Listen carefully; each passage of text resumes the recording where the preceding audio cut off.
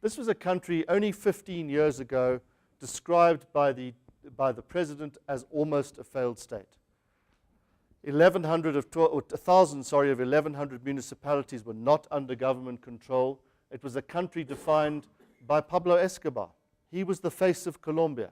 Even today, and this is one of the lessons, when you have such bad perceptions, it's very hard to overturn them. Even today, people think of Colombia in very negative criminal terms.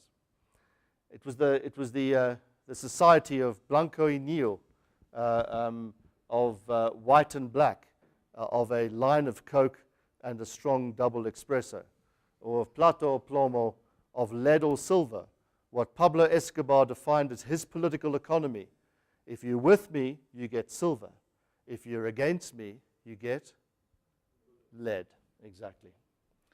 And it was a country viewed as being mired in criminality. But since then, since the government of Andres Pastrana abandoned trying to deal with the guerrillas because they didn't want peace more than they wanted to continue to fight, and again, I'll come back to that in a second, it's taken off. The economy's taken off. The largest investor in the country is SAB Miller, by the way. It's their most lucrative market of any SAB Miller market. And the reason for this is ostensibly down to leadership and the attention to detail that they constantly display. I spent 5 weeks with the Colombian military back in June. I've spent time before that with the minister and the president in going around to their community councils. They visit every weekend another 2 regions in the country, 2 municipalities. And they spend, and I'm not joking, a mind-numbing amount of time listening to local complaints. But it connects people into the government. Think about South Africa. When we have an Imbizo, it's a big deal. It becomes, we're going to go and have an Imbizo. They have 2 every weekend, and several of them at ministerial and presidential level.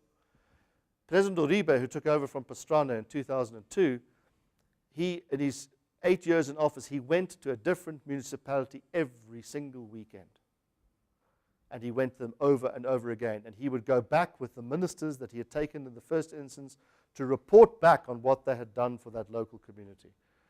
The energy levels and the attention to detail is quite remarkable. And again, compare this to South Africa and our executive's response to Parliament as an example.